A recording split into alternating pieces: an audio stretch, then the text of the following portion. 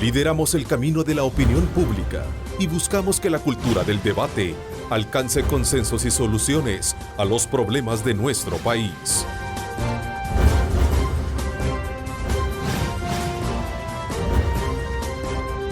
Diálogo con Ernesto López. Hola, ¿qué tal? ¿Cómo están? Qué placer enorme saludarles a ustedes. Gracias por sintonizarnos en esta mañana de lunes 18 de marzo de 2019. Como siempre, agradeciendo a Dios Todopoderoso por darnos ese privilegio de poder ingresar hasta la intimidad de sus hogares. Arrancamos la semana, como siempre, deseando el mejor de los éxitos. Recuerde colocar a Dios en el centro de sus actividades. Hoy me acompaña acá en nuestros estudios Guillermo Gallegos, vicepresidente de la Asamblea Legislativa, y con quien hablaremos sobre los aspectos que tienen que ver con temas de coyuntura, de país, incluyendo, por supuesto, temas legislativos. Memo, gracias por acompañarme. Pues muchas gracias, Ernesto. Muy buenos días y igualmente pues un saludo a todos los salvadoreños y desearles pues una semana de muchas bendiciones. Así es, Guillermo.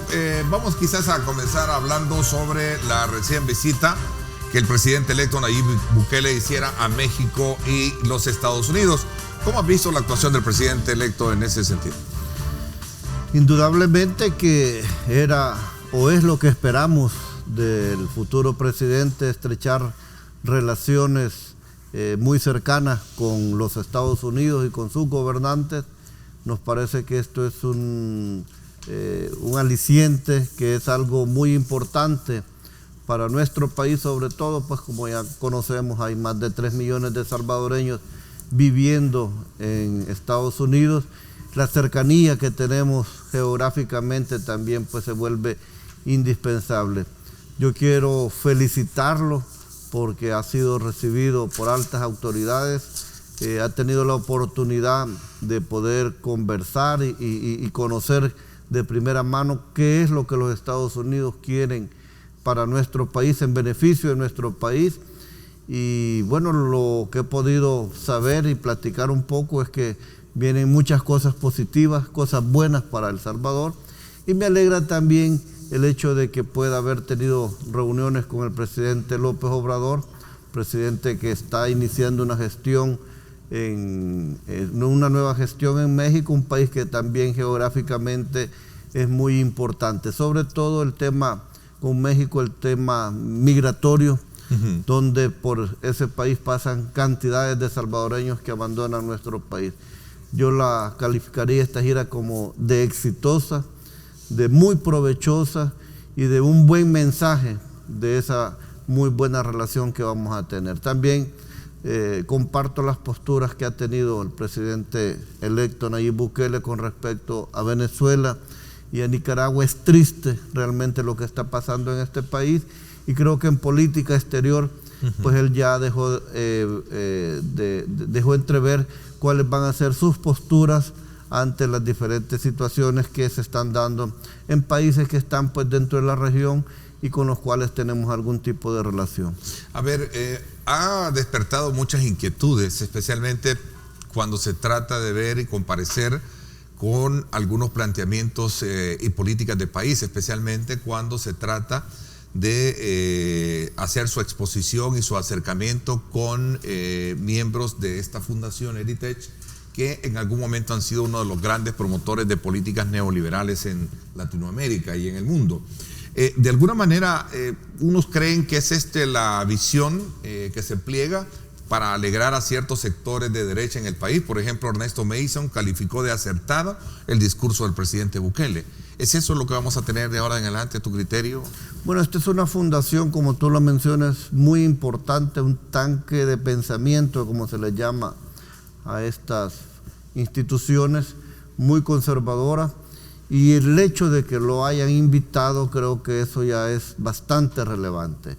A mí realmente no me sorprende el discurso que él dio en este lugar. Creo que ese es su discurso con lo que él siempre se ha identificado, y no creo que lo hizo por quedar bien. Creo que ese es además tiene una característica el presidente electo.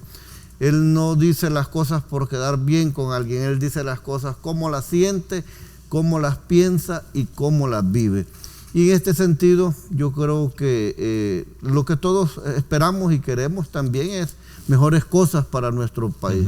Indudablemente que la llegada de Nayib Bukele a la presidencia de El Salvador significa una esperanza, un cambio, una transformación, un futuro esperanzador en nuestro país. Quedó demostrado rotundamente con la elección que se tuvo el 3 de febrero, en la cual los salvadoreños prácticamente barrieron los últimos 30, 40 años de gobiernos, tanto de Arena como del FMLN, y están dando una nueva oportunidad.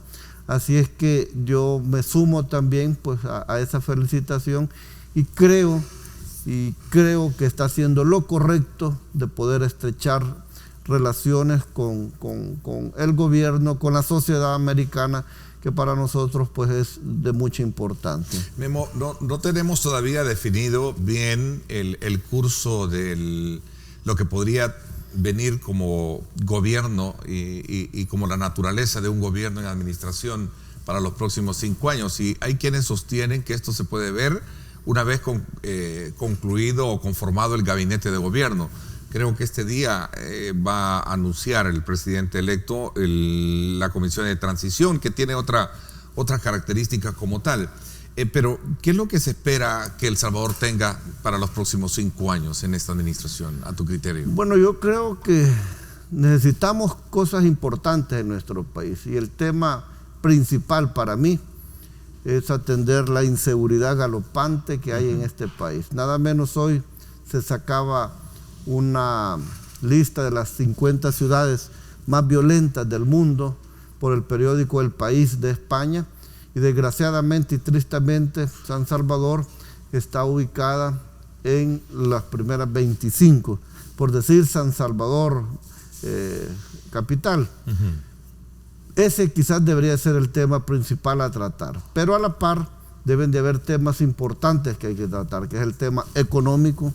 Necesitamos un despegue económico, que pueda haber inversión en nuestro país para que se pueda generar empleo, desarrollo. Y la otra parte importante es lo social: salud, educación, programas sociales.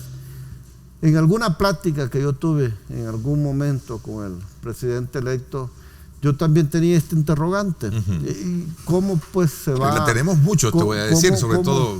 Y la respuesta de él: mira, Guillermo, en lo económico vamos a impulsar la libre empresa, vamos a impulsar la oportunidad para que se pueda desarrollar nuestro país económicamente. Y en lo social, pues vamos a implementar políticas que vayan destinadas a mejorar las condiciones de los más necesitados de nuestro país, la gente con menos recursos económicos. Todos queremos mejor educación, todos queremos mejor salud, mejor infraestructura hospitalaria, y que han sido promesas que él ha venido reiterando a lo largo y ancho de esta campaña electoral, y que yo estoy seguro y convencido que esto va a ser una realidad.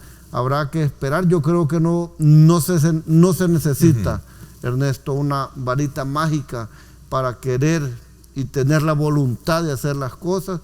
Yo creo que si se ponen las reglas claras, si se dan condiciones, si el dinero que entra al Estado se sabe utilizar en lo que debe de utilizarse, pues vamos a tener los cambios, las transformaciones que tanto necesita nuestro país. La esperanza es grande en el presidente electo, la esperanza es bastante enorme en el próximo gobierno de este país. Y lo menos que nosotros podemos hacer es apoyar, respaldar, porque sería mezquino, sería pues prácticamente insensato desearle mal al nuevo gobierno o al nuevo presidente, que le vaya mal por estar pensando políticamente, y estaríamos pensando mezquinamente, como digo. Todos debemos de apoyar y respaldar, porque en la medida que salga bien el gobierno, nuestro país va a cambiar y va a transformar, y se van a acabar tantas cosas desiguales que hay en El Salvador. A tu criterio, y ya que tocas el tema de la transformación social, ha sido un debate histórico en el país. y que a lo largo de los años ha venido contraponiéndose entre los conservadores, que obviamente tiene su propia opinión, en este caso la derecha en el país, lo vamos a tipificar así, y la izquierda que ha venido de alguna manera promoviéndolo. Todas estas, digamos, interrogantes de alguna manera han quedado plasmadas a reunirse con estos sectores conservadores de los Estados Unidos. ¿Será que ese es el estilo de gobierno que vamos a tener? ¿Un gobierno que va de alguna manera a ser consecuente con el Estado neoliberal que ha venido sosteniéndose en el país? ¿O queriéndose romper? Yo creo que la polarización en el país, por lo menos a nivel de población, quedó terminada el 3 de febrero.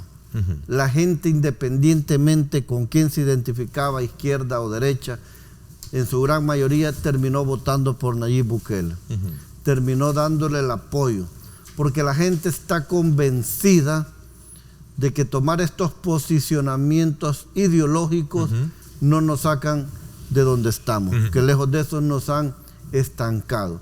Y hemos depositado en el presidente electo la responsabilidad de conducir nuestro país. ¿Cómo lo va a conducir? Pues él tendrá su ya definida cuál va a ser ese mecanismo. Lo que nosotros esperamos y queremos y estamos seguros que va a ser así son resultados positivos. Él tiene el mandato del pueblo salvadoreño para que pueda buscar estos acercamientos.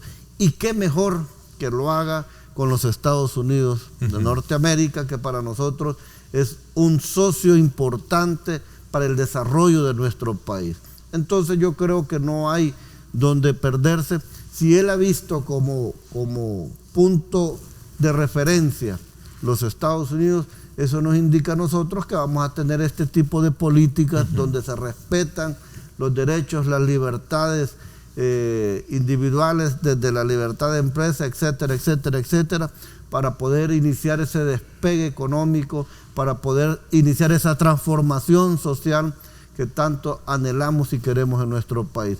Así que lo que vamos a hacer es estar pues atentos, pendientes, y como gana, como diputados, nosotros vamos a apoyar y a respaldar todas estas propuestas que vayan encaminadas para poder solucionar los problemas de El Salvador. Esta mañana, por cierto, en uno de nuestros periódicos, en la prensa gráfica, para ser más específico, ahí está, por cierto, la titularidad: ANEP con expectativas y exigencias para el presidente electo.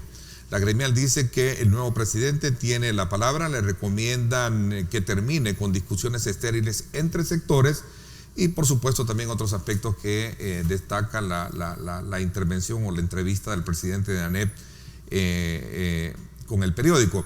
Al nuevo gobernante se le presenta la oportunidad de hacer las cosas de manera diferente en beneficio de todos los salvadoreños.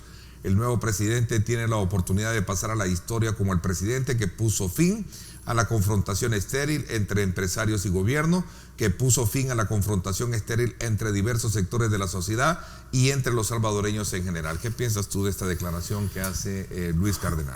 Bueno, ese mandato contundente que se le ha dado al presidente Nayib Bukele el 3 de febrero lo convierte en esa persona que esperamos y que va a tener y que tiene la capacidad de poder unificar al país. Claro está también que él debe y tiene que señalar aquellas cosas que no se han venido dando o manejando bien en nuestro país. Yo creo que él va a ocupar ese puesto de estadista que todos esperamos en su momento cuando él ya tome la presidencia, y de hecho lo está haciendo con estos acercamientos, porque nadie, digamos, de la derecha recalcitrante de este país esperaba que él pudiera hacer estos acercamientos tan importantes en los Estados Unidos. Hoy ellos han visto que él está manejando, quizás como ellos no creían que le iba a hacer, este tipo de acercamientos, relaciones. Y bueno, yo también, aparte como ellos demandan, como la NET en este caso demanda de parte del presidente, es importante también demandar de parte de ellos actitudes no hostiles, ni de ataques, ni de confrontación. Él va a tener un momento de acercamiento con todos ellos.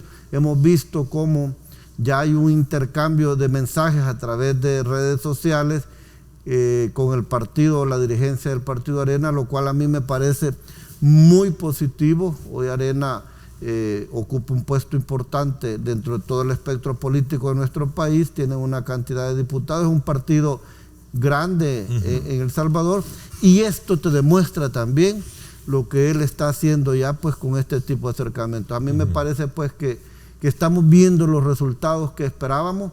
A partir del 1 de junio será ya el presidente en funciones y ahí pues él podrá tomar otras decisiones. Ahora, sin duda alguna, el presidente es el que toma la iniciativa, es el que da las directrices de cómo debe de gobernarse obviamente el país. Tú decías que uno de los principales desafíos está resolver el problema de la inseguridad y por supuesto por el lado económico resolver el problema del desempleo y hacer una apuesta de dinámica de inversión como lo ha hecho, ¿no? Y cuando hablo de esta expectativa, como lo dice el presidente de la ANEP, es de alguna manera los aspectos puntuales que deberá asumir el presidente una vez asuma ya el cargo. ¿Cuáles son, a tu criterio, los giros que debe de haber en el tema de, por ejemplo, reconociendo que tú has sido muy contundente para poder señalar, cuestionar, criticar y decir que en este país ya no debe de continuar el auge delincuencial? Bueno, ¿Cuál debería de ser a tu criterio? Lo primero que debería hacerse es una reingeniería al interior de la Policía Nacional Civil. Okay. Creo que hay que redefinir roles, redefinir planteamientos y hacer algunos ajustes al interior de la Policía Nacional Civil. Y también tratar de buscar mejores condiciones para los miembros de la Policía Nacional Civil. En eso yo he venido insistiendo, he venido trabajando, de hecho estoy trabajando en un planteamiento que en un momento dado se lo vamos a dar a conocer al presidente, pero esto es para mí lo principal. Una vez tengamos una reingeniería, mejores condiciones para los agentes de la Policía Nacional Civil, sin olvidar el Ejército, porque también juega un papel importante en seguridad pública. Creo que a partir de ahí puede comenzar una nueva etapa de cómo enfrentar la delincuencia con los 4 componentes que pueden formar la política criminal del Estado, sin olvidar pues que la represión debe ser quizás la que tenga más incidencia. Pero esto parte también de tener prevención, que es importante, rehabilitación y reinserción. Entonces, creo que de esta manera se puede tener. No quiere decir, Ernesto, que lo que se ha hecho está mal, pero tú ves cómo cada vez este tipo de criminales, pues específicamente los pandilleros, atentan contra tantos ciudadanos. Tan es así. Tenés una lista de desaparecidos, de jóvenes desaparecidos. Y esto, ¿no? sin lugar a dudas, esto es producto del accionar de las pandillas. Es triste, lamentable y realmente yo me siento mal cada vez que un joven es desaparecido en este país. Hay una estadística que por ahí se ha hecho que aproximadamente hay 10 personas que desaparecen en este país diariamente, una cantidad grande, y esto se debe principalmente, como he dicho, pues a las pandillas. Okay. Yo estoy convencido, Ernesto, que se puede terminar, que se puede acabar con esta plaga, como yo les digo, porque realmente pues es de tener voluntad y decisión de quererlo hacer. A ver, decía que tú eres muy contundente y planteas que lo primero es ordenar la Policía Nacional Civil, ¿verdad? Hacer ajustes pertinentes en cuanto a cómo debe ser dirigida. Lo mismo en el caso de la Fuerza Armada, ¿debe de renovarse ese cuadro castrense? Bueno, hemos tenido al ministro Munguía Payés en 2 periodos. Esta es una decisión estrictamente del presidente Bukele, que es el que toma las decisiones con respecto a ministros y a direcciones. En este caso, lo que él decida, vamos a apoyarlo. Pero cuando lo decida, yo creo que es importante que se puedan hacer los ajustes necesarios en ambas instituciones, principalmente en la policía, donde ha habido pues no la voluntad de querer tomar algunas decisiones al interior de la corporación. Por ejemplo, ahí hay desde su creación un fondo de retiro que no se ha venido dando. Se ha venido irrespetando un poco los cursos de ascenso al interior de la policía, y esto ha ido creando un nivel de frustración. Es lamentable que hoy en día un policía gane tan poco realmente y ya lo ofreció el presidente electo, pues un nivel de aumento para la policía. Nosotros hemos venido haciendo esfuerzos a través del impuesto que se aprobó en la Asamblea, pero creo que esto debe de quedar ya seguro y no estar dependiendo de los vaivenes políticos. Entonces, este tipo de decisiones ministeriales y de dirección serán de él, pero una vez esto se haga, yo creo que debe de tomarse las providencias necesarias, principalmente, como digo, en la policía, donde deben de hacerse algunos ajustes, darle al nuevo director algunas atribuciones para que pueda tomar decisiones al interior de ella. Y comprendería que en esta evaluación que estamos haciendo del viaje del presidente a los Estados Unidos de México y Estados Unidos, entendería que su apuesta, como lo dijo el presidente electo en este marco, de parar con la migración, pasa precisamente por resolver el problema de la inseguridad en el país. Claro. Que uno de los principales problemas por los cuales está migrando los salvadoreños, y yo no diría migrando, están huyendo los salvadoreños, son aquellos que viven en lugares bien vulnerables, producto de la inseguridad como tal. Mira, entonces creo que cumplir un poco esa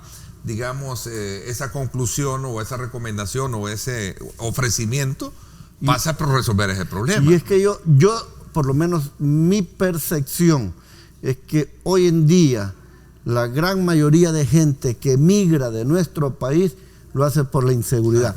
Hace mucho tiempo quizás fue por el tema económico, pero hoy la gente migra. Bueno, si hay migraciones en este país de un departamento a otro por la violencia, pero hoy en día la gran cantidad de gente que quiere salir de nuestro país lo hace por eso. Precisamente si nosotros le apostamos a la seguridad, estaremos también combatiendo o deteniendo la migración. Yo creo que no solo es el aspecto económico, porque la gente, aunque sea humildemente, con pocos recursos, puede quedarse en nuestro país, pero si tiene seguridad. Si la gente está tranquila que su hijo va a salir a trabajar, a estudiar y va a volver a casa, que puede circular sin ningún temor por las calles de nuestro país, la gente se va a quedar. Ok, y yo creo que al final es digamos, como encomiable resaltarlo, destacarlo, pues ojalá realmente se logre eso, aunque es un fenómeno que tiene varias vertientes, ¿no?, de interpretación sociológica.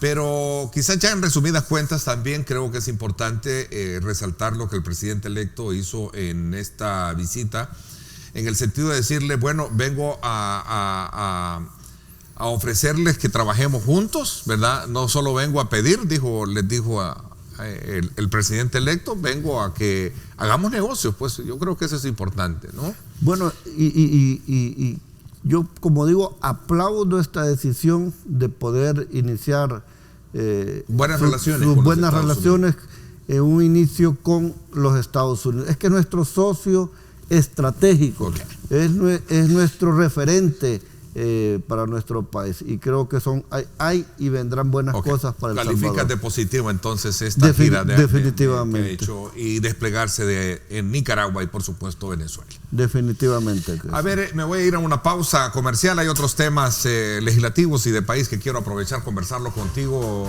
Guillermo. Son las 7:01. Gracias por estar con nosotros. A propósito, voy a aprovechar e invitarlos también a que sintonicen en directo con Ernesto López Radio este lunes a las 6 de la tarde. Astrid Ábalos y este servidor vamos a conversar con Bessie Ríos, vamos a conversar con Marvin Aguilar, vamos a conversar también con Walter Raudales. Vamos a hablar varios temas de coyuntura, ¿verdad? Así es que desde ya pues usted ponga en su agenda 6 de la tarde sintonizar en directo con Ernesto López Radio. Temas de coyuntura, hoy por 107.7 Fuego, estación del Grupo Radial Megavisión.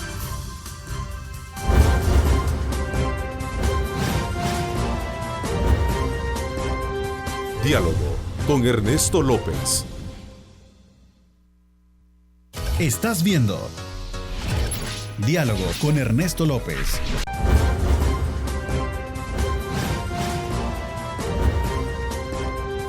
Diálogo con Ernesto López.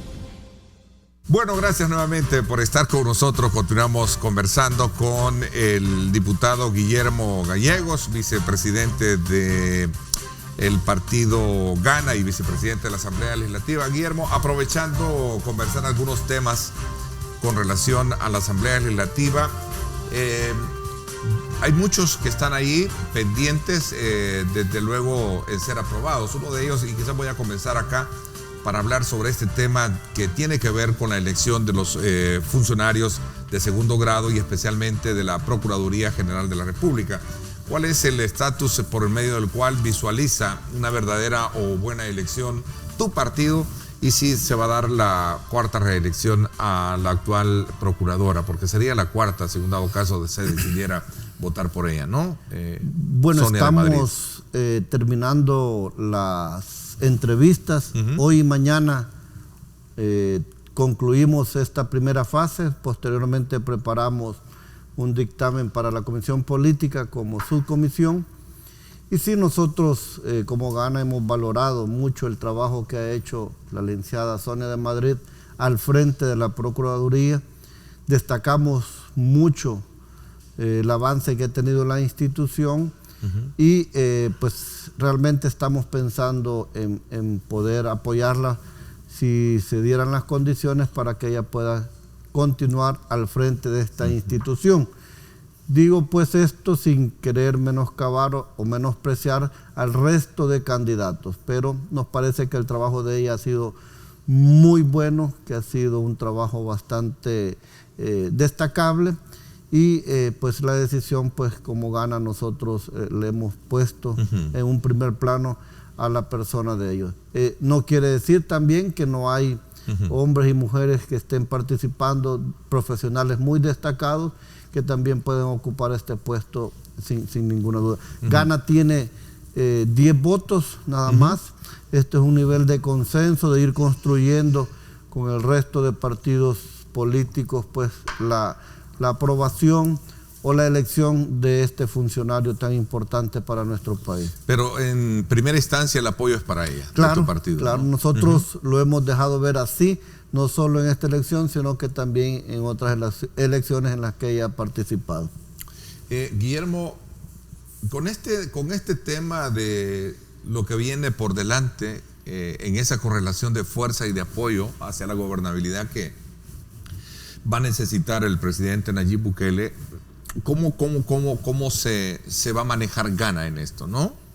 Bueno, nosotros como partido de... Por ejemplo, perdona un poco sí, que te interrumpa, ¿qué papel juega actualmente o cuál es el estatus de Gana en esta proyección de conformación? Bueno, ya se ha hablado un poco sobre ello, han dicho que el presidente electo va a tener la decisión de quererlos incorporar a su plan de gobierno o no. Lo cierto es que también en la Asamblea son determinantes a la hora de poder ejercer esa correlación de fuerza que se necesita para implementar cualquier iniciativa de ley, ¿no? Bueno, Gana con 10 diputados y Juan José Martel como partidos de la coalición que participamos en apoyo y respaldo a la candidatura del hoy presidente electo, debe de convertirse en un partido de apoyo y de respaldo a las propuestas y a las iniciativas que él presente. Seremos nosotros el piñón de montaña que él pueda tener dentro de la Asamblea para buscar acuerdos e entendimientos con el resto de partidos políticos. Por eso, personalmente, yo he criticado algunas propuestas irresponsables de iniciativas legislativas que, con todo el derecho que se tiene a nivel de la Constitución de presentarla, uno debe ser responsable porque se están embargando financiamiento público a futuro que pone en una situación complicada al futuro gobierno. No es, por ejemplo, que no estemos de acuerdo con el FODES, poderle aumentar el FODES, pero quererlo hacer en este momento a nosotros nos parece que no es correcto. Hace 2 años aproximadamente, cuando yo era presidente de la Asamblea, propuse el aumento del FODES. La pieza de correspondencia está ahí y nadie le paró balón, pues como decimos, o nadie la respaldó en ese momento. Hoy, a pocos meses de terminar el gobierno, surge esta propuesta y ha habido la intención de quererlo hacer. Esto es totalmente irresponsable. Incluso organismos internacionales le dijo a la Comisión de Hacienda la semana pasada que esto prácticamente ponía en una situación financiera complicada al país. Todas estas propuestas que llevan financiamiento a sabiendas de que ya está por terminar este gobierno, a nosotros no las vamos a apoyar, ni nos las vamos a respaldar. ¿No son adelantándose a las propuestas que el presidente electo hiciera en su momento? Pero bueno, hay que esperar que él llegue, que él tenga las riendas del país y que se sepa cómo se encuentran las finanzas, cómo se va a terminar este año, cómo se va a construir el próximo presupuesto. Más yo creo que este tipo de propuestas lo que buscan es ganar simpatía, tratar un poco de limpiar lo del 3 de febrero y querer sanar heridas. No es de esta manera como se van a sanar heridas.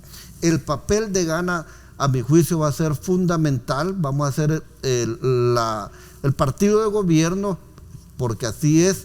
Vamos a ser el partido de respaldo a las iniciativas del presidente. Y bueno, vamos a tener que jugar un papel también importante a nivel de construcción, de consensos, de acuerdos con el resto de partidos políticos en la Asamblea Legislativa. Para este día se espera que el presidente electo, Nayib Bukele, se reúna con el presidente del COENA, Mauricio Interiano. ¿Qué esperas tú al respecto? Bueno, yo lo que esperaría es un buen gesto del presidente Bukele, el poderse reunir con Arena.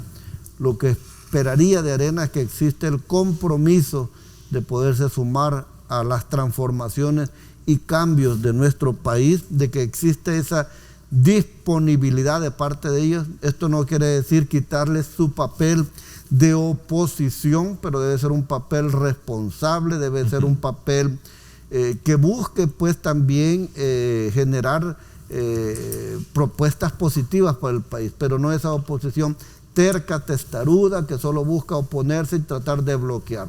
Esto es lo que yo esperaría y realmente yo lo veo positivo, yo lo veo bastante importante. No sé si fuera en este momento pues con Mauricio Interiano, porque él prácticamente ya va de salida, pero al final pues es un avance importante el que se puede tener ya acercándose con las autoridades de Arena. ¿Esperas que se amplíe este tipo de reuniones, esta modalidad de acercamiento con los partidos políticos, con Gana, por ejemplo, con su dirigencia, con el FMLN? Pues, bueno, con nosotros hay un nivel de comunicación y de intercambio y de relación y de plática. Por supuesto que debería de también ampliarse al resto de partidos políticos y que se pueda construir esos puentes de entendimiento y de acercamiento. Creo que el presidente lo hará en su momento cuando él lo estime conveniente. Ahora, esto lleva a pensar de que va a haber una especie de entendimiento, de armonía en la Asamblea Legislativa o un arreglo entre partidos para poder y gobierno para poder gobernar el país. Bueno, mira, si todos nos metemos, Ernesto, en la cabeza que el país necesita cambios y transformaciones y ponemos como prioridad al país, el país va a tener cambios y transformaciones y entendimientos. Si seguimos pensando como partidos electoreros que lo único que pretendemos es ganar elecciones, sacar tantos diputados o alcaldes, el país se detiene y no avanza. El mensaje ha sido claro el 3 de febrero y nos ha mandatado el que podamos comenzar una transformación en el país. Yo creo que anteponiendo cualquier interés vamos a alcanzar entendimientos y acuerdos. Y esto sin quitar pues lo que es lógico y natural en cualquier parlamento, este tipo pues de cabildeo, de acuerdos, de entendimientos, y pueden haber desacuerdos. O sea, realmente no hay por qué en algún momento satanizarlo, como en algunos voces por ahí que creen que esto es como estarle entregando o ser un 3.0. No, yo creo que no debemos de pensarlo así. Debemos de pensarlo en bien del país. Al final nosotros vamos a salir de diputados, vamos a terminar algún día y el país va a continuar. Y lo que queremos todos es un mejor país para pues las nuevas generaciones del Salvador. Guillermo, aprovecho esta iniciativa que desde luego busca o toca aspectos que tienen que ver con el financiamiento. Hablamos del tema de las pensiones, hablamos, ya lo mencionabas tú, el caso en particular de lo del FODES. No se van a prestar a ustedes antes de que entre el nuevo gobierno a hacer las reformas pertinentes. No hay votos de gana para esto. Nosotros no lo haríamos. Creeríamos que lo más pertinente es esperar que el nuevo gobierno asuma y junto con el nuevo gobierno comenzar pues a analizar las posibilidades que se tienen. El tema pensiones es algo importante que hay que atender. Sabemos sobre todo de los que están a punto de poderse pensionar y creo que este tema pues será una de las prioridades a partir del 1 de junio. Tampoco votos para aumentar el 2% del FODES. De momento nosotros no hemos dicho que nos parece que no es muy prudente, sabiendo pues que estamos prácticamente a 2 meses de que el nuevo gobierno asuma. ¿Qué piensas de la iniciativa que busca reducir el número y qué postura tiene tu partido, que busca reducir la cantidad de diputados en la Asamblea Legislativa? La iniciativa que promueve en este caso el diputado no partidario. Bueno, yo creo que yo siempre me he preguntado por qué el número de 84 y le he hecho esta pregunta a uno de los constitucionalistas que estuvieron cuando esto se hizo y me dice que realmente el número no tiene una base estadística o una base demográfica, sino que simplemente pues se hicieron sumatorias de mayoría simple, calificada y supercalificada. Hoy creo que somos alrededor de unos 8 millones de salvadoreños. Creo que esto puede ser parte de un análisis, de un estudio y de una decisión política del poderlo hacer. Yo no me niego a que si esto se pudiera reducir, pues yo creo que debería de hacerse. Sí creo que también aparte de esta reforma, si se estudia, debe de abrir la posibilidad que puedan los hermanos en el exterior tener representación en la Asamblea Legislativa, que el voto en el exterior pueda ser de mejor manera y que pueda tener mayor participación, que el voto de los independientes se pueda modificar, no como actualmente está y como lo dejó la Sala de lo Constitucional, que se suman los votos de todos para sacar uno. Porque aquí te pongo un ejemplo muy fácil. Si dentro de la lista de independientes va un pro aborto y uno en contra del aborto, y al final los votos del que va en contra del aborto se le suman al aborto, al que va con el aborto, eso es contraproducente, por ponerte este ejemplo. Entonces, todo este paquete de reformas electorales, incluyendo la disminución del Congreso, pues debe de llevarse a análisis y a estudio. Personalmente, yo no me opongo y estaría de acuerdo que se pudiera reducir el número de diputados. Guillermo, ya corriendo en el tiempo, porque se nos va desde luego a concluir o a terminar esta primera parte que tengo contigo, ¿qué postura o qué opinión tienes tú en lo particular con relación a esta crítica que se está haciendo, el tema públicamente sobre la prescripción de los delitos que ocurrieron del 2019 hacia atrás, ¿verdad? Y que se ha dado a conocer en la Corte Suprema de Justicia?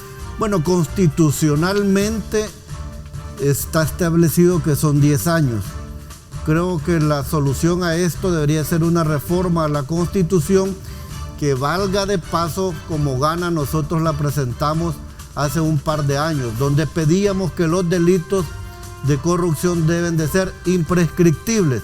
Actualmente ya hay un plazo que no se puede alargar más allá de los 10 años. Entonces creo que esto se solucionaría con una reforma a la Constitución y poder dejarlo ampliado. Hoy la Corte pues lo que ha hecho es prácticamente ceñirse a la Constitución y realmente pues ellos creo que están apegados en este momento a lo que se establece en las leyes de nuestro país. Para de alguna manera dejarlo muy en claro, no es que la Corte lo haya decidido, la Constitución lo establece en el artículo 140, 46. Más o menos ahí. La Corte que establece que cada 10 años estos delitos. La Corte establece, bueno, en nuestro país si no es que los delitos de lesa humanidad, que son imprescriptibles, pero prácticamente todos los delitos tienen prescripción. Entonces esto se puede solucionar reformando la Constitución, pero hoy la Corte ha tomado una decisión en base a lo que establece nuestro ordenamiento constitucional y jurídico. Bueno, Guillermo, quiero agradecerte el que me hayas permitido. Bueno, se nos quedaron todavía temas. Está la ley de reconciliación, que es otro tema que también está en la Asamblea Legislativa y que sin duda alguna esta semana vamos a estar muy a la expectativa de lo que sucede, que también es otro de los discusiones que está ahí en el Congreso, ¿no? Es un tema espinoso que nos retrocede en el país, pero yo lo que sí yo creo, y no solo de un bando, sino que de los bandos que participaron en el conflicto armado, es que los parientes de las víctimas de la Fuerza Armada tienen derecho a conocer la verdad, porque todo el mundo quiere saber qué pasó, ¿verdad? Con una amnistía general yo no estoy de acuerdo, más creo en una ley de restauración. Pero bueno, son temas que se están discutiendo. Claro. El agradecido soy yo, Ernesto, por la invitación, y gracias pues por permitirme poder conversar sobre estos temas de tanta importancia en nuestro país. Te agradezco a ti que nos hayas permitido abrir la semana con tus puntos de vista con relación a este tema, la gira del presidente electo, que la calificas de positiva, y por supuesto los otros temas que hemos estado abordando acá.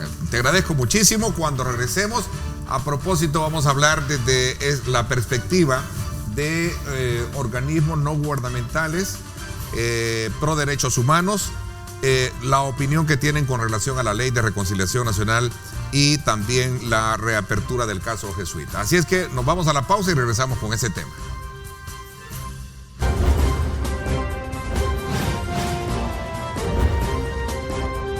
Diálogo con Ernesto López. Estás viendo Diálogo con Ernesto López.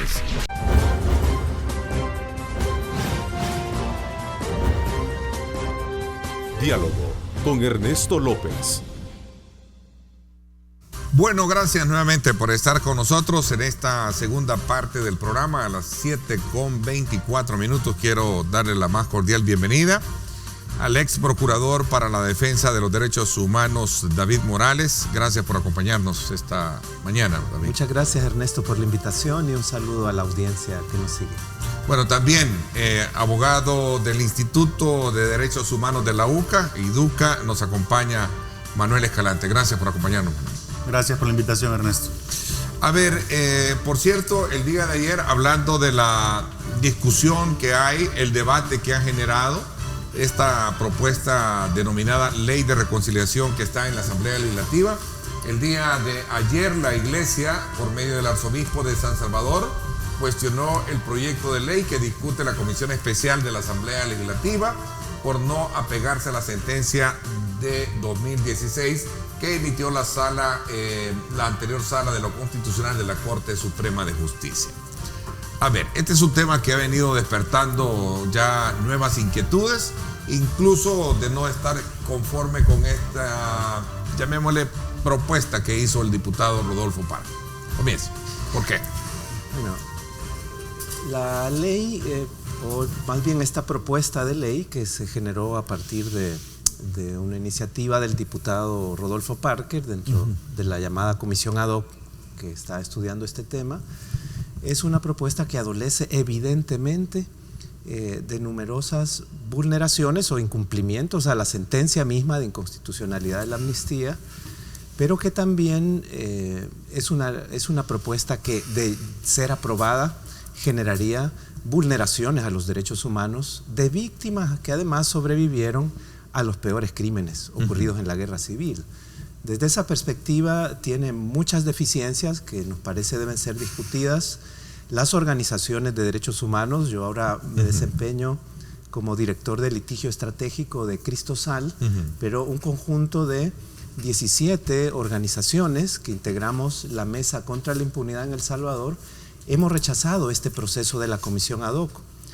En primer lugar, porque su mandato es equívoco. La Junta Directiva creó esta Comisión Ad Hoc con el mandato de estudiar la sentencia, las implicaciones que tendría para la Asamblea. Esto en sí mismo es una contradicción. Las sentencias se cumplen, no se estudian para analizar qué se cumple y qué no se cumple.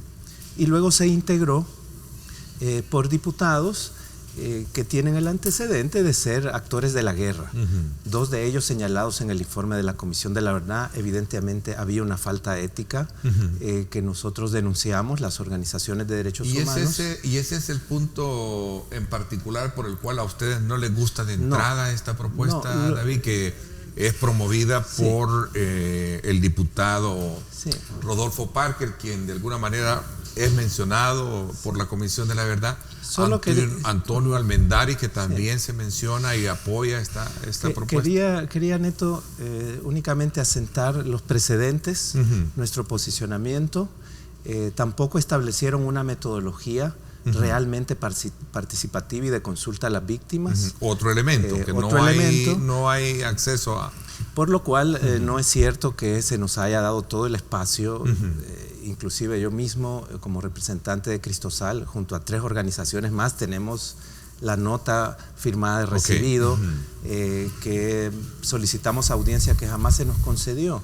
Pero en medio de este contexto, que ya generaba toda esta falta de legitimidad de la comisión ad hoc, surge su primera propuesta. Y la ciudadanía creo que debe tener también presente que surge después de 2 años de incumplimiento absoluto de la Asamblea Legislativa a la sentencia, surge varios meses después sin una fase real de consulta a las víctimas, sin un mecanismo de consulta, y surge con todos estos vicios que ya iremos profundizando en la entrevista.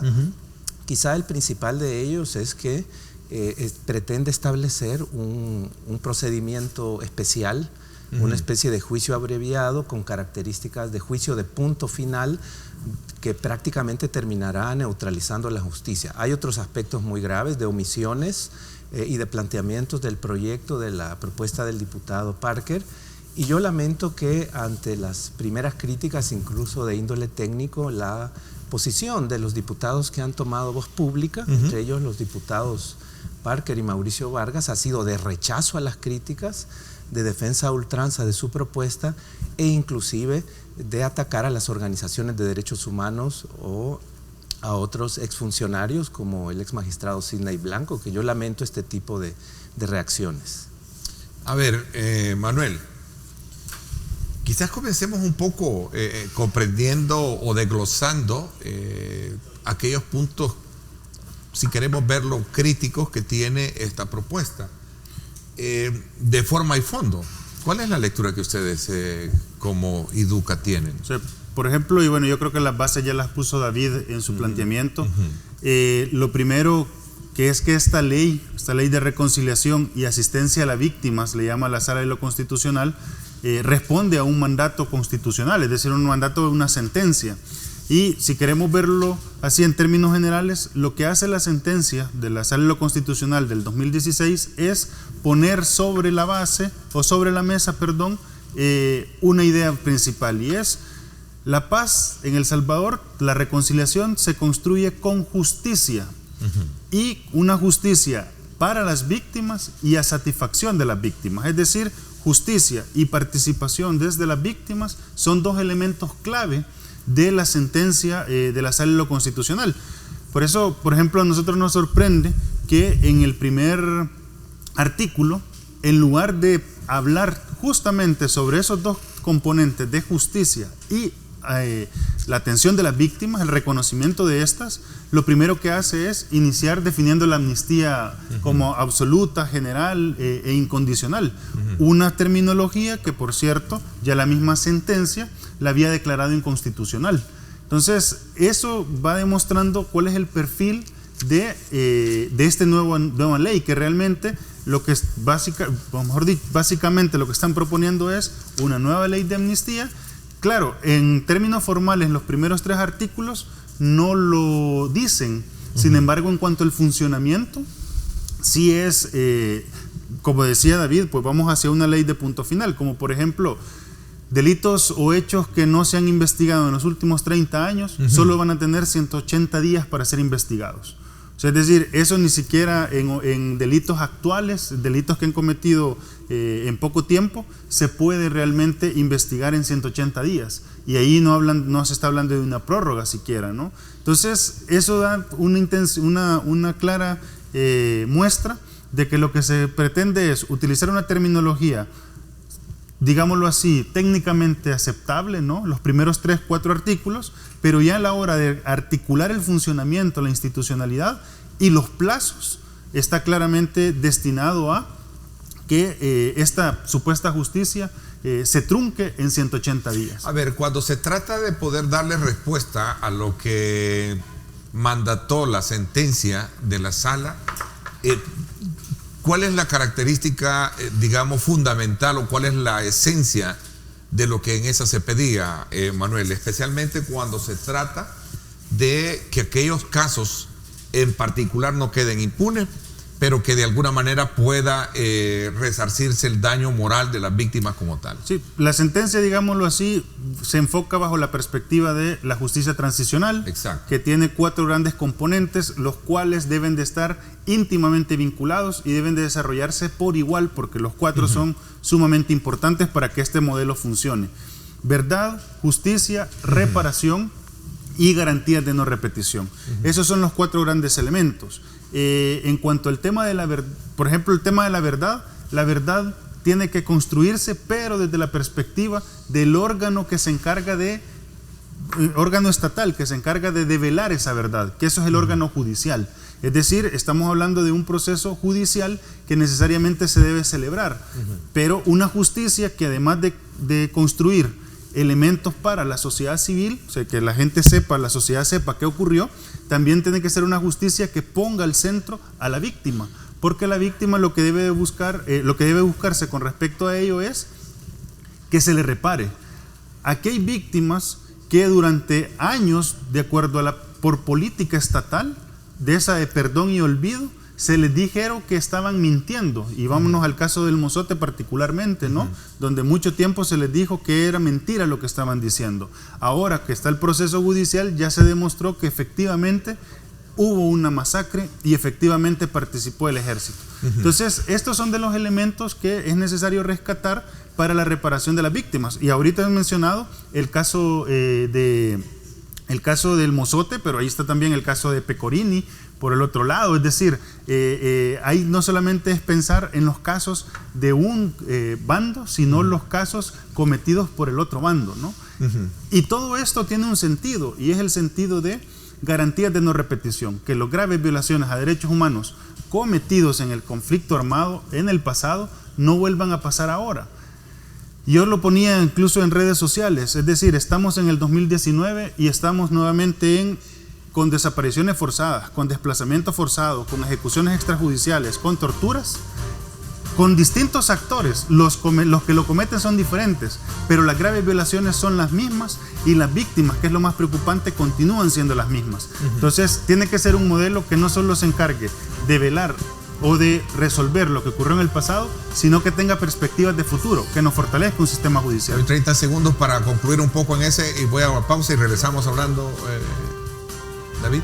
Bueno, hay una agenda muy clara de mandatos que dio la sentencia de inconstitucionalidad a la Asamblea, y me parece que hay muchos aspectos que han sido deliberadamente omitidos en la propuesta que tiene la Comisión ad hoc, y podemos por supuesto enumerar hablar de son. eso cuando regresemos, claro. Porque también, insisto, debería de excusarse Parker y Almendaris de estar dentro de la subcomisión. Pienso que sí. ¿Piensas que sí? ¿Por qué razón? Me lo explica cuando regresemos. Claro. Me voy a la pausa. Gracias por estar con nosotros. Recuerde, hoy a las 6 de la tarde sintonizar en directo con Ernesto López Radio. Un análisis político, económico y social de coyuntura con 3 invitados que vamos a tener este día. Por supuesto, Bessie Ríos, va a estar con nosotros Marvin Aguilar y Walter Raudares. Hoy a las 6 de la tarde, no se pierda en directo con Ernesto López Radio.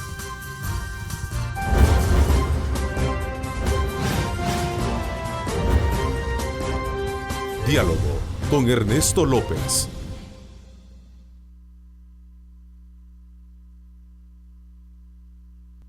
Estás viendo Diálogo con Ernesto López.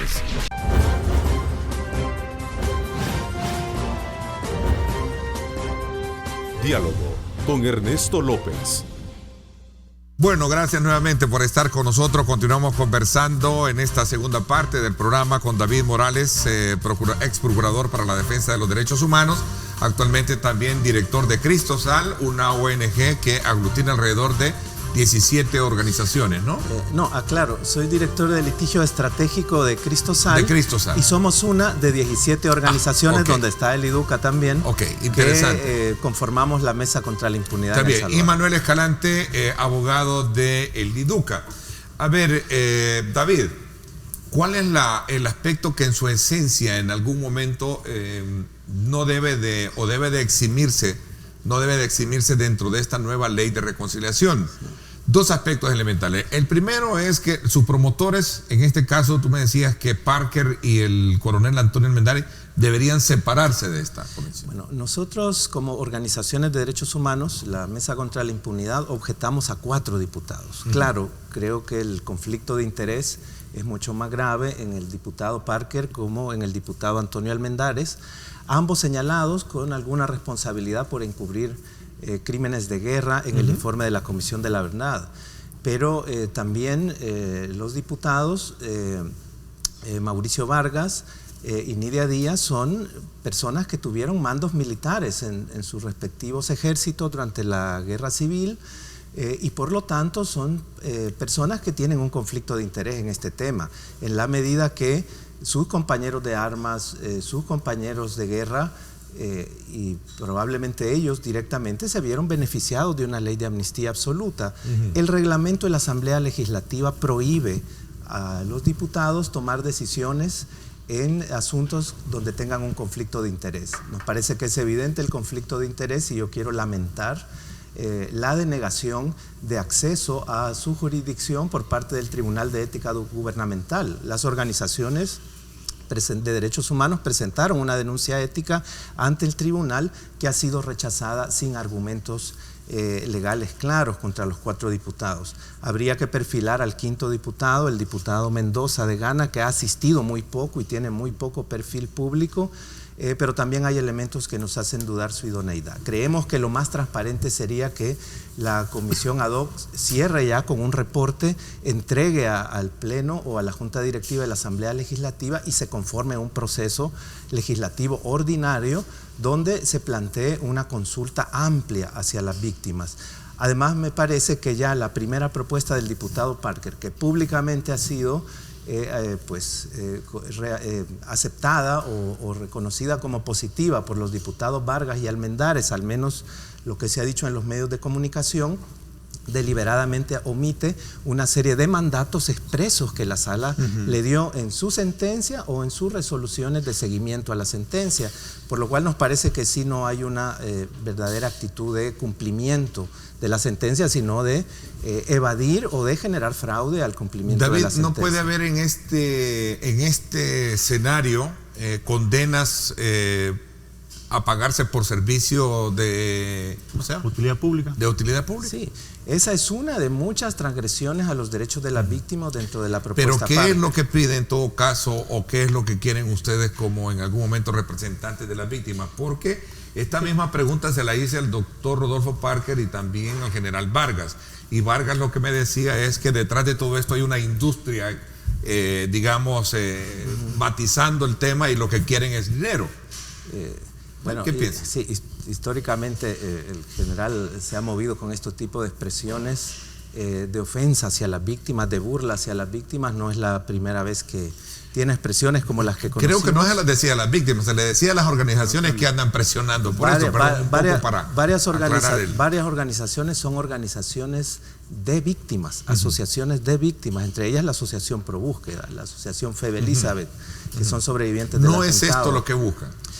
No, buscamos para las víctimas, y lo que las víctimas buscan es que se den juicios justos juicios conforme a que la ley. lleven a condenas de qué naturaleza.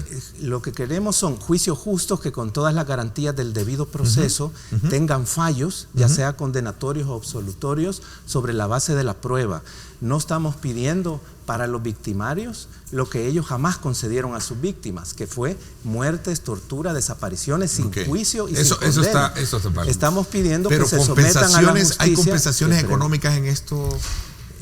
No, bueno, yo quiero desmentir totalmente. Las organizaciones de derechos humanos que acompañamos a las víctimas lo hacemos siempre históricamente. Pero las víctimas sí merecen ser reconocidas así. Las víctimas no son personas de poder económico, generalmente son personas que pertenecen a un estatus social de mucha pobreza, ¿verdad? Nosotros damos un servicio de acompañamiento legal gratuito. Ustedes no etcétera. andan por tras del pisto como en algún momento lo dejan entrever ellos. Es falta, yo rechazo categóricamente esas expresiones porque lo que buscan es desacreditar a defensores y defensoras de derechos humanos con el fin de imponer su proyecto de impunidad. Eso no debería ser la actitud ética de un diputado que debe estar abierto al diálogo nacional. ¿Y de las víctimas también? ¿Qué es lo que buscan la reparación en cuanto a reparación, Manuel? Es decir, los mecanismos de reparación pueden ser diversos y múltiples, ¿no? Usualmente ¿económicos? Puede incluir el elemento económico, pero derecho, también ese es un derecho que se reconoce tanto también en nuestra Constitución, ¿no? Por ejemplo, allá el artículo 3 establece que la indemnización por daño moral es un derecho que tiene el individuo, ¿no? Y también por los daños materiales que se reciban. O sea, es decir, el componente de reparación material existe, pero no es el único. Y ahí también el solo concentrarse en ese componente se está vaciando la lógica y se está viendo de una manera muy miope la justicia transicional. Ahí está, por ejemplo, el componente de las reparaciones simbólicas, ¿no? Como por ejemplo que ningún edificio público lleve el nombre, público y militar, lleve el nombre de personas que efectivamente se compruebe su participación en crímenes de lesa humanidad. Es decir, comenzar a quitar nombres de personas que están involucradas en estos crímenes.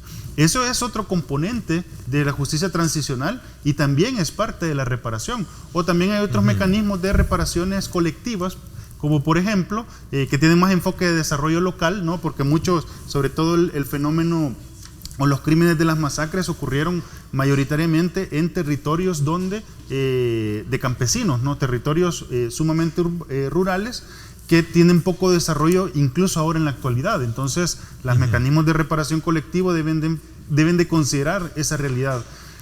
Hay un elemento que aquí creo que es importante rescatar por el tema de la composición de la comisión y es, miren, lo que nosotros pedimos es que quienes decidan sobre esto no sean personas que se vayan a ver beneficiados por esas decisiones, ¿no?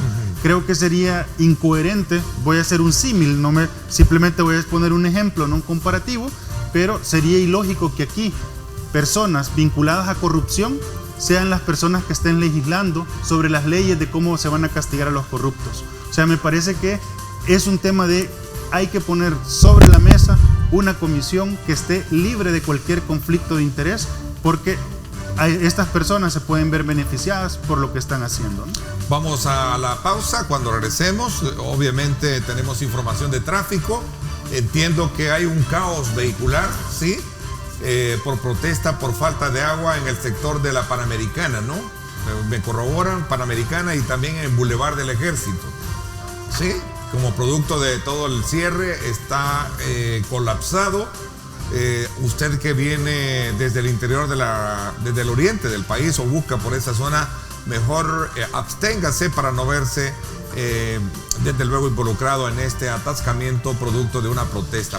Pero tenemos información gracias a nuestro patrocinador. Este es el informe del tráfico desde el Megadrón. Gracias a Seguros del Pacífico. Seguros del Pacífico te ofrece full cover y cero deducible en tu seguro de vehículo. Para más información, llama al 2283-0800 o contacte a su asesor de seguros. Bueno, ahí está justo lo que les estaba comentando. Este es el sector precisamente del Boulevard del Ejército, a la altura de la terminal Nuevo Amanecer, que es la terminal de oriente a poniente. Hay comunidades protestando por falta de agua. ya habilitaron un carril en ambos sentidos, pero persiste el caos vehicular. El derecho al agua, todos lo tenemos y debemos de tenerlo. El derecho al tránsito, también todos lo tenemos. ¿Qué hacer? ¿Qué hacemos? Es la pregunta que la voy a dejar ahí en el aire para que la podamos responder esta semana. Seguramente vamos a tocar este tema, no lo dudo. Así es que así está la imagen que nos hace llegar gracias a nuestro Omega Drones en vivo, en directo desde el Boulevard del Ejército. Así está, tenga cuidado, busque vías alternas. Este es el informe del tráfico desde el Megadrón. Gracias a Seguros del Pacífico. Seguros del Pacífico te ofrece full cover y cero deducible en tu seguro de vehículo. Para más información, llama al 2283-0800 o contacte a su asesor de seguros.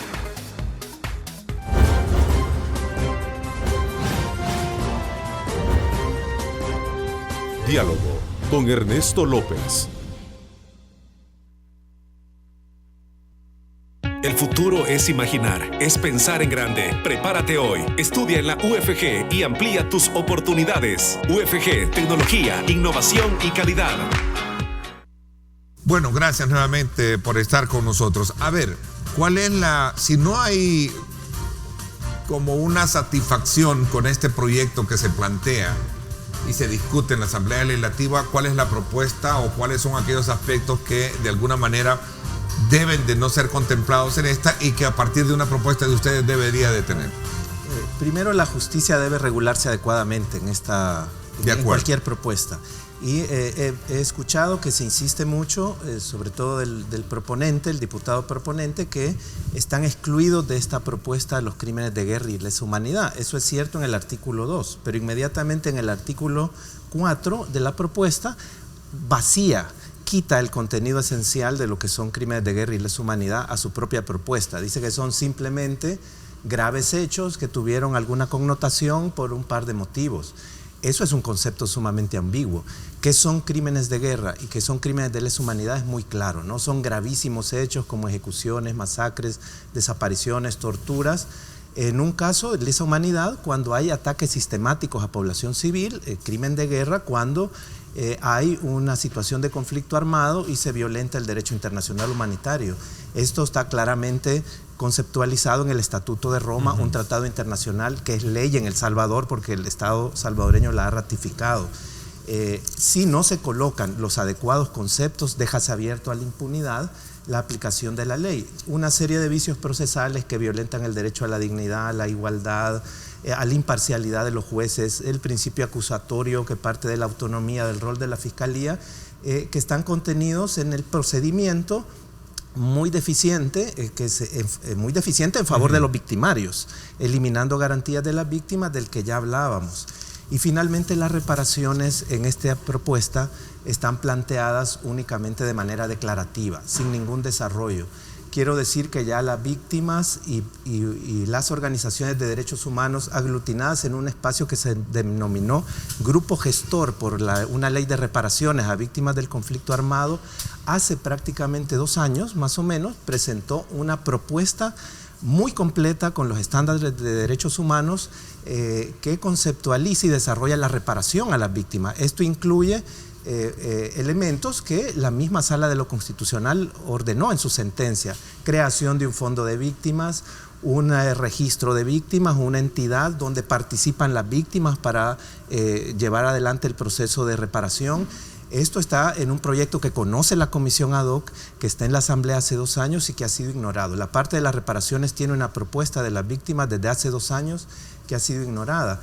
La parte de la justicia la estamos trabajando para una propuesta que a más tardar, probablemente en 2 semanas, las organizaciones de derechos humanos y las víctimas estaremos proponiendo. Pero sí pedimos que haya juicios justos, procesos penales con todas las garantías. El principio de proporcionalidad no puede ser violentado. Si el mensaje del Estado va a ser dirigiendo un aparato organizado de poder, que es un concepto que ordena la sentencia que debe estar en la ley, y lo ha omitido la propuesta del diputado Parker, si yo soy comandante de toda una estructura militar y barro con pueblos enteros y asesino 500 niños en el Mozote con sus padres y sus familiares y tengo más de 65 años y no voy a estar sometido a pena alguna, como dice esta propuesta, eso es abiertamente violatorio al principio de proporcionalidad.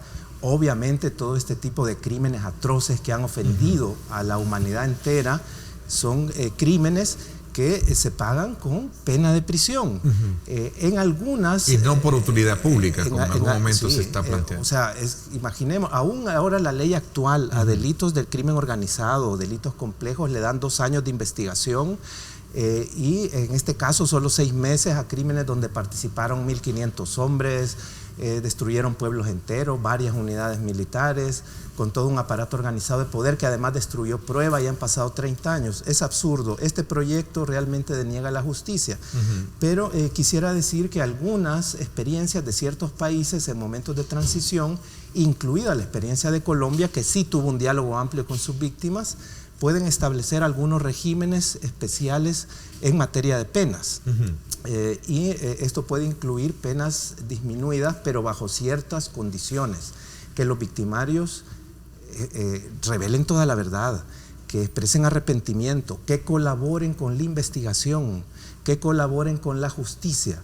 En este tipo de condicionantes se puede pensar en beneficios en materia de la severidad de las penas, pero no simplemente premiar con impunidad otra vez oficialmente a quienes cometieron atrocidades. ¿Busca cárcel este planteamiento de ustedes? ¿Busca cárcel? Lo que busca cárcel es el concepto de administración de justicia del Estado desde que fue creado, o sea, fueron creados los sistemas penales. Sí, es cárcel. Se nos ocurriría ahora, por ejemplo, que delitos de pandillas u otras estructuras de crimen organizado que causan tanta muerte y destrucción, mañana les demos utilidad pública porque es un concepto de buscar la paz social.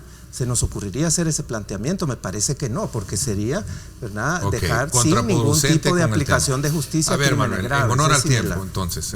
Sí, no, es decir, el tema aquí hay que ser bastante claro, y es el concepto de justicia transicional no es otro tipo de justicia, es la justicia tradicional del Estado, que ahí incluye el componente de prisión, pero considerando ciertos elementos, obviamente porque tienen un objetivo y es garantizar la reconciliación. Entonces, la pena de prisión no se elimina, lo que se establece son posibilidades de algunos beneficios penitenciarios, considerando no solamente la situación del hecho, sino también el comportamiento de cada uno de los acusados, porque aquí hay un elemento central y es la responsabilidad de cada persona que fue implicado, ¿no?, como victimario. Se tiene que analizar también de acuerdo a su grado de participación, no es un análisis en abstracto que se tiene que hacer. El otro elemento que quería traer a cuenta es que como esto no solo tiene que ver con compromisos constitucionales a nivel nacional, y ahí esperaríamos que la Sala de lo Constitucional actual asuma un rol protagónico para poder defender su sentencia, sino también hay que considerar que muchos de estos son compromisos internacionales. Y en abril de este año, dentro de ese marco, pues vamos a tener la visita del relator de justicia transicional de Naciones Unidas. Va a ser una visita durante una semana aproximadamente, y junto a él viene también la Comisión Interamericana de Derechos Humanos, que viene justamente a analizar cómo está la situación de la ley de reconciliación. Es decir, en abril vamos a tener la visita de 2 organismos internacionales que vienen a velar cómo hemos cumplido con estas obligaciones. Vamos a estar pendiente de conocer y medir el curso de la discusión que va a requerir, desde luego, este tema. Quiero agradecerles a ambos el que me han acompañado. Gracias, Manuel. Gracias, buen día.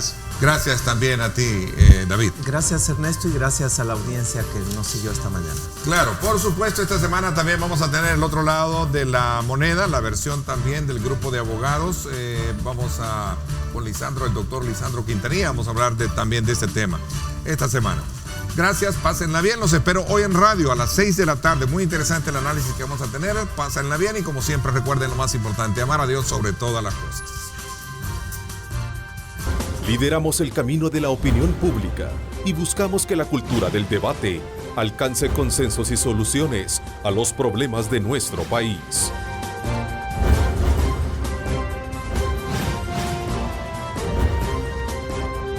Diálogo con Ernesto López.